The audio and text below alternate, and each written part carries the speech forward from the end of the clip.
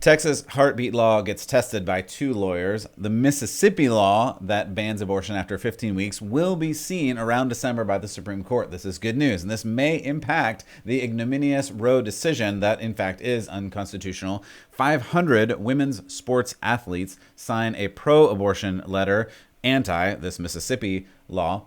And meanwhile, the world is experiencing a global population crisis. They really are. What does this all mean? Well, we're killing babies while the population of the globe crashes. And we need to figure out how to live within this world according to God's will and God's word. Thank you for joining us here today. I'm Matt Odegaard, and this is Church Public.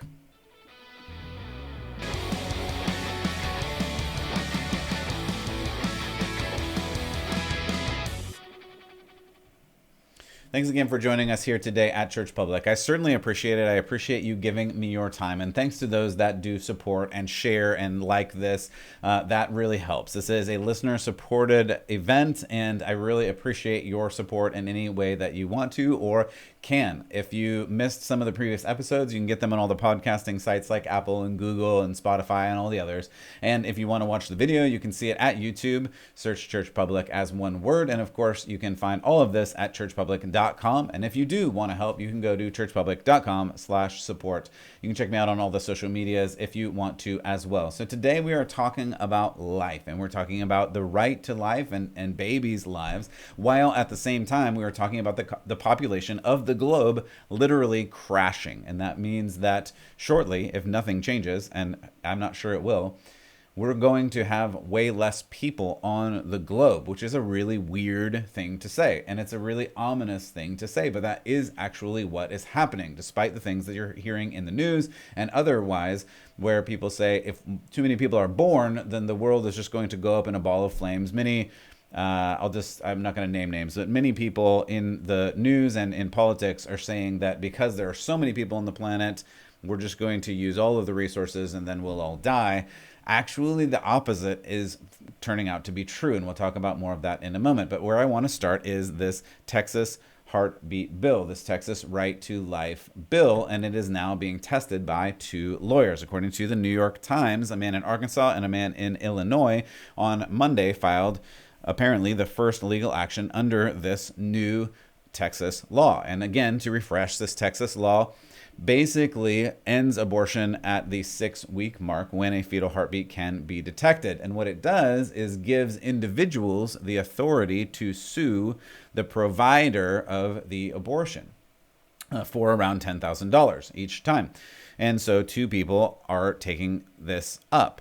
And actually, the story does get a little bit weird in that it appears that both of these men from Arkansas and Illinois are actually lawyers, but they also appear to be disbarred lawyers. So it's a strange story, and we'll see how this new Texas law holds up. But it is good to note that this law has saved many, many lives, many unborn lives. And that is the important thing, because every life is precious and every life really matters and makes a difference. And we, the people who follow God especially, who seek after justice, really need to stand up for those that do not have a voice. And of course, babies are the ones who cannot fight for or speak for themselves. And you'll hear all kinds of euphemisms. And we've talked about this before on other episodes, that you hear all kinds of different euphemisms where you have women's choice and women's health care and all of these different things that put the autonomy, put the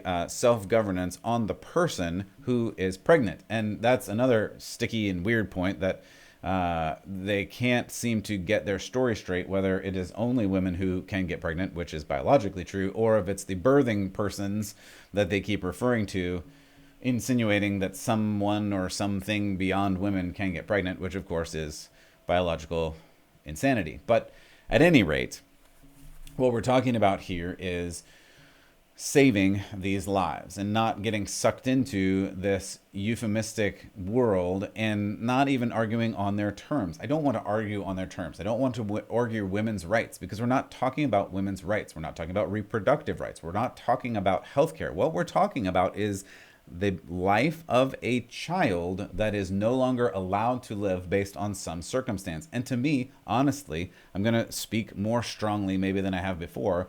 There is no circumstance that I can consider where a life should be taken for an unjust reason. Now, it's been pushed back also on the death penalty.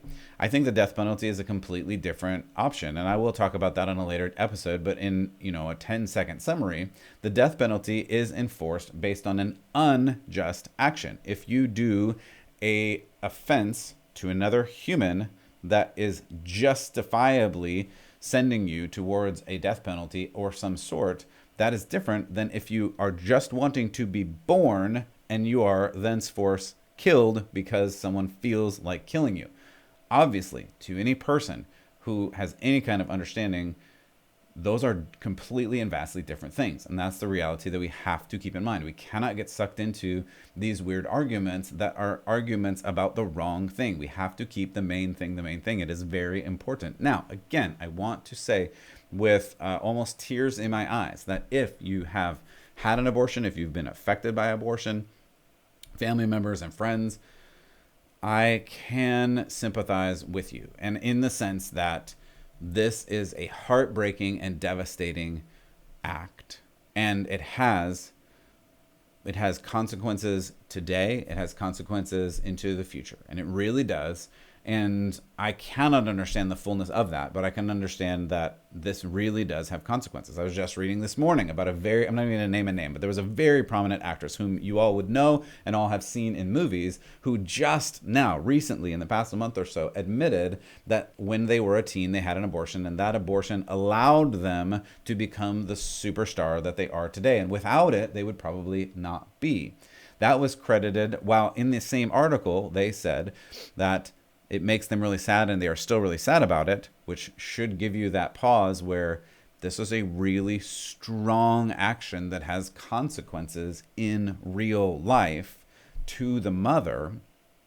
But also, they were still a proponent that that decision was something a person needs to make, a woman needs to make, so that the woman can do their career.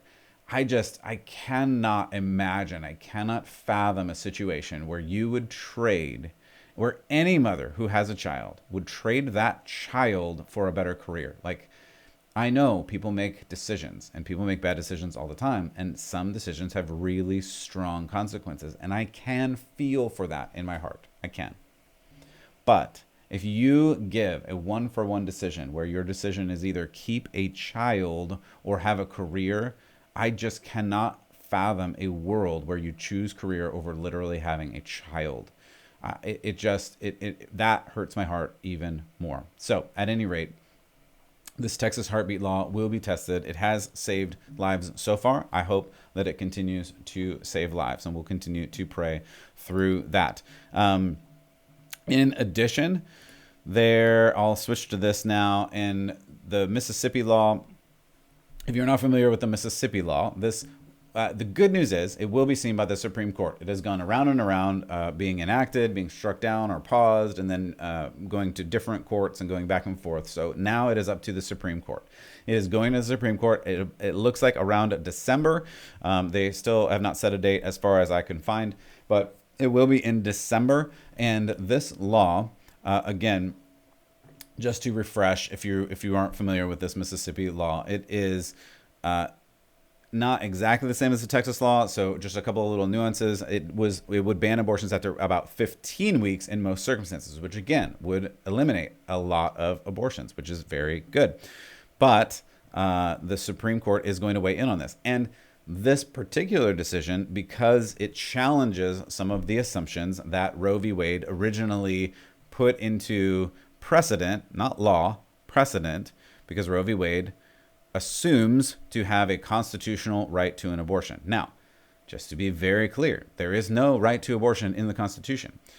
Roe v. Wade also assumes that you have a constitutional right to privacy in the Constitution. That actually is also not in the Constitution. Even liberal legal scholars, which I am not one of, but even liberal legal scholars say that the particular court precedent in this instance is basically, to put it bluntly, garbage. However, this is what we talked in just a moment ago. This is a cult of death. And this cult of death and this cult of human worship, right? Because I talked about Jesus, right? Jesus gives his life for yours. That is the ultimate sacrifice, because he is choosing himself to sacrifice his own life for you. The opposite is true of this humanistic religion that says you should choose to sacrifice other people for you. Do you see how those are exactly the opposite thing? But those are the two religions that are literally battling out for life and death actions here. And this cult of humanism, where they say that I, the woman who is pregnant, should be able to choose whether I can kill someone, is the ultimate act of sacrifice for this religion. It really is. And so Roe v. Wade is their ultimate, I could use another word like constitution, but it is ultimately their sacrament. And that is the legal precedent that gives them their supposed, quote, right to do these human sacrifices, to be completely blunt about it. So in addition to this Mississippi law going to the Supreme Court on Monday, over 500 women, U.S., many different women's sports athletes and superstars, wrote a letter basically saying that this law, this Mississippi law, needs to be overturned. And I'll read you a couple of quotes from this that they said.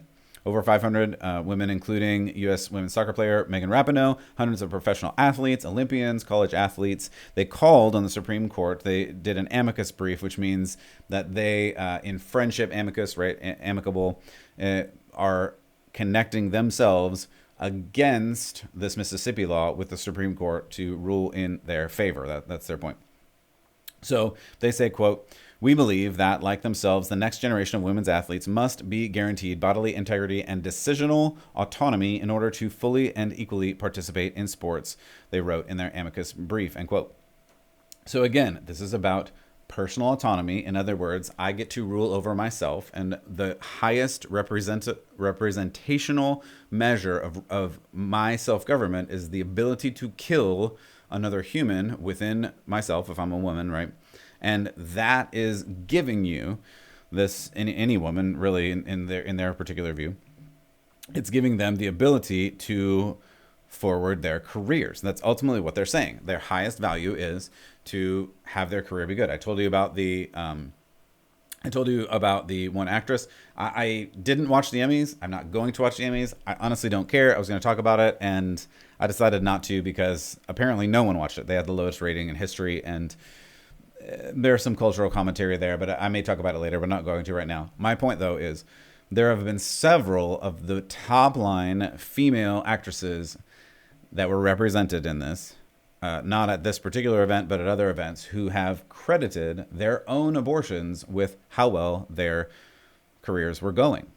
And I told you about one earlier. Again, I'm not going to name any names because it's brutal, and I'm not going to highlight them. Like, I think it's a terrible action, and it really hurts my heart that they would be so callous about taking others' lives. And even callous to the point that taking a human's life is more valuable, has more weight than having a great career. And having a great career is ultimately the highest goal in life. And that just is so...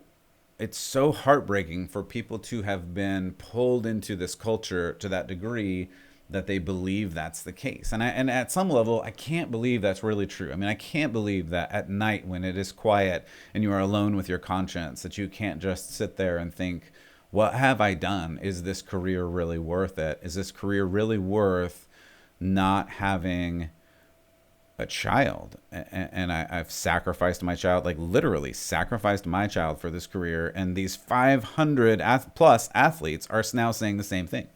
So you've heard actresses, athletes, you've even heard, I'll stop with that and just say these athletes are saying that they need, and they and the next generation need to be able to sacrifice their children for their career. Literally, this is not figurative anymore. It is actually literally, they need to sacrifice their children in order to have a career. And I cannot think of a more callous thing. I cannot. It really hurts my heart. Again, I can have sympathy for those that have undergone this.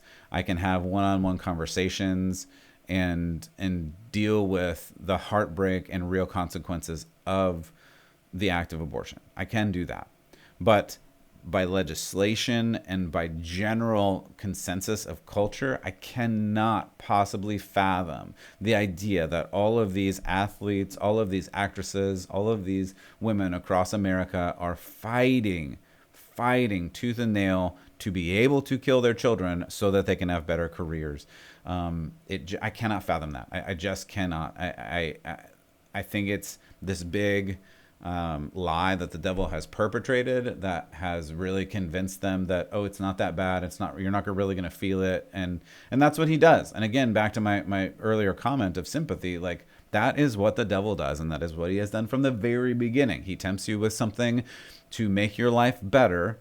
Then when you realize you've made a terrible decision, then he comes back at you and says, see what you did, you'll never be worth it. This is what the devil does over and over and over again since the beginning of time. This is what he has done, and he will continue to do this. We, the people of God, need to stand up and challenge this. Again, do not argue on other people's terms. It's not worth it. Instead, point to the truth that God has for you and say, no, there is a better way. Valuing life is a better way, ultimately and specifically. I'm looking through this to see if there are any other things that we want to talk about in this particular article.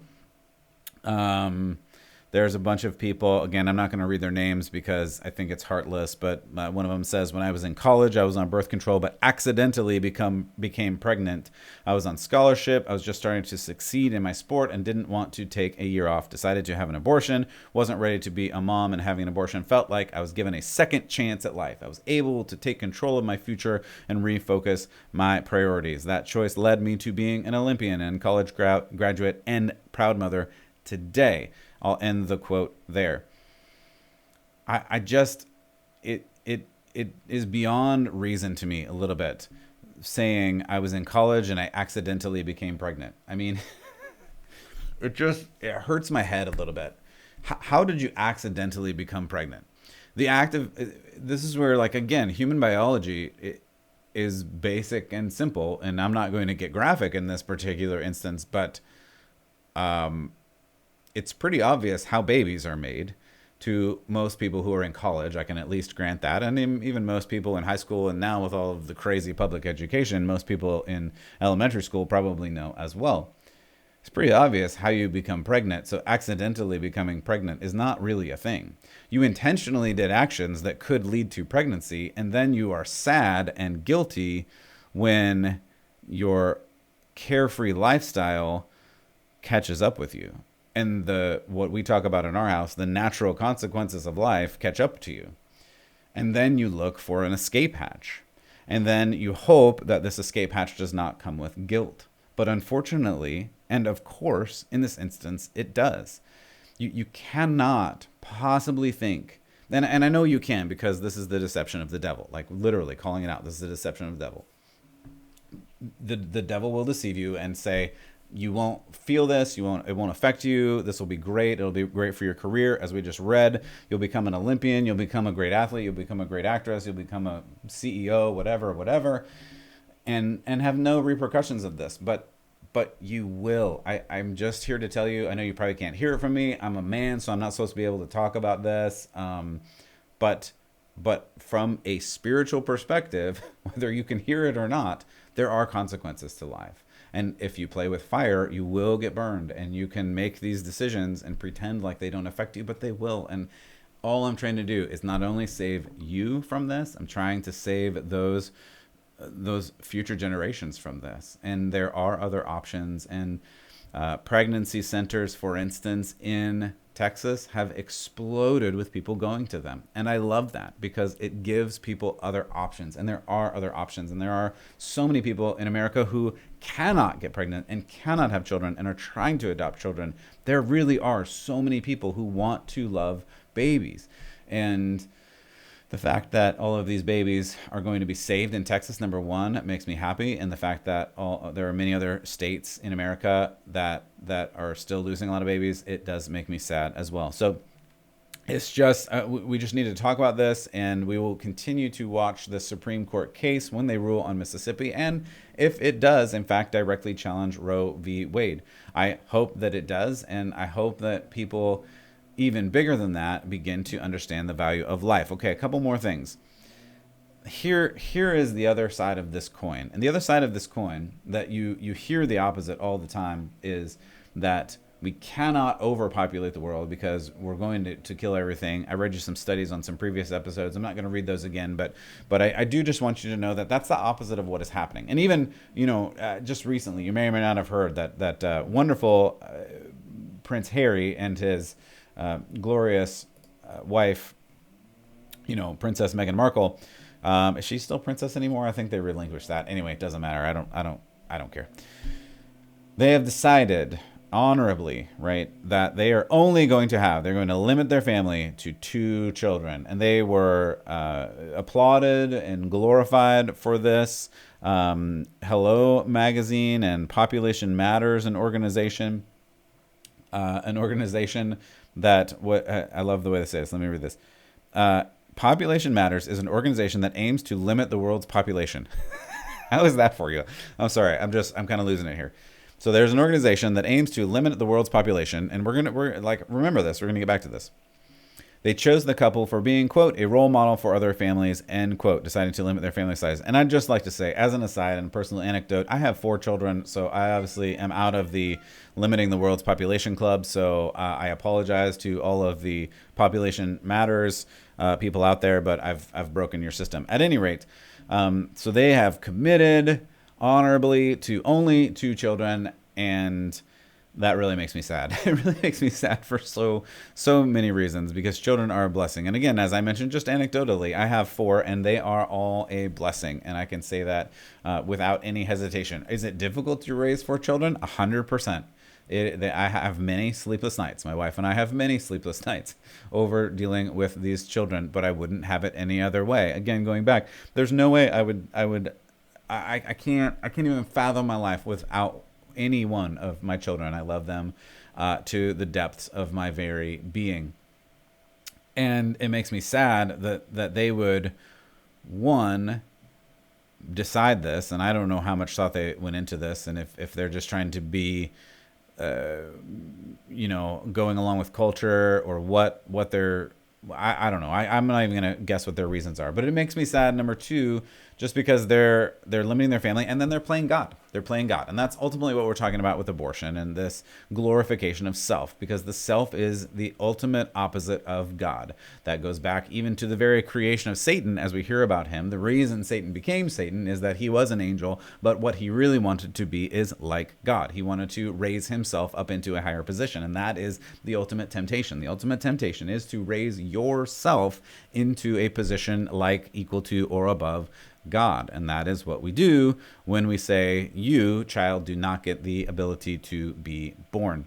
And it makes me sad that this particular couple does that same thing. So what I want to get to, though, is this whole stopping the world population growth thing is actually a big problem. And it's a bigger problem than I think I have never heard this on the mainstream news. Never. I don't think I ever will, because it's the opposite of the narrative. And if you say, we'll get into climate change things in some later episodes, but the whole idea for decades now has been too many kids equals more climate change equals the world is over. The reality could not be further from that. The truth is that there is a global population collapse across the globe. I'm going to read you about a couple of different countries. And this is actually the thing that really spells disaster for literally the world. Like this population crash is going to be the thing that really is bad for the world. And I don't know exactly what it's going to do. I'm not that kind of scientist, but I can say that if, for instance, you have a third or half of the population that you had before, how can your infrastructure work? How can your economy work? Like, just think of those practical things. And that is the direction that we are going. I'll read a couple different things. I'm not going to read all the numbers. There's a lot of numbers. There's this like 2.1, 2.4 rate that you're supposed to be at in terms of replacement rate. Every family is supposed to have like 2.4. At one point in America, we were up in the fours, mid to high fours. Like every representative family was having like 4 children. And the population was booming and we were going in the right direction. Now in America, we're at least in the low 2s, and in many places around America, we're in the mid 1s. Again, that is not representative of a growing population. In fact, in many places, there are more 80-year-olds than there are people being born. That's bad. That's a bad sign for humanity because more people will die than being born. You can see where that goes. Then we don't have people to run our economy. We don't have infrastructure, and we run out of population. And there are, according to this, according to the BBC, 23 nations, Spain, Japan, their populations will go in half. I'll read just a couple other places. Let me see. So the number may peak of people in the world around 2064, but then it will crash dramatically, losing about 1 billion people in the next 20 years. That's enormous. That's an enormous loss of people. And again, these are just computer numbers, but the reality is this is the direction that we are going. Here's some countries that are affected. Japan will lose maybe 53 million people. Italy will crash almost in half. Spain, Portugal, Thailand, South Korea should drop in half. That's just at the rate that they're currently having children. And again, you can predict some of this because you either have children or you don't have children. You either have people or you don't have people. China, even as one of the most popular nations, the most populous nation, I apologize for saying that wrong, in the world, is about to crash. And that's by and large, they had this one-child policy, which again, talking about abortion, talking about human life and value, they had a policy for decades where you can only have one child in your family. And talk about women's rights. Like, this is what drives me crazy. Many young female babies were left out, killed, aborted because in the one-child policy, since the woman, I'm just speaking generally in Chinese culture, does not represent economically as much, they all wanted to have men. And this is exactly what happened. And it is a tragedy. And right now in China, they don't have enough women. This is just the facts of the matter, the statistics of the matter. There aren't enough women. And if you don't have enough women, again, there's these crazy things in culture that say women, everyone can be a woman, or no one can be a woman, or trans people are women, and all these other things, right? But biologically, only a woman can have babies. And so if you don't have enough women in your society, you cannot have babies physically.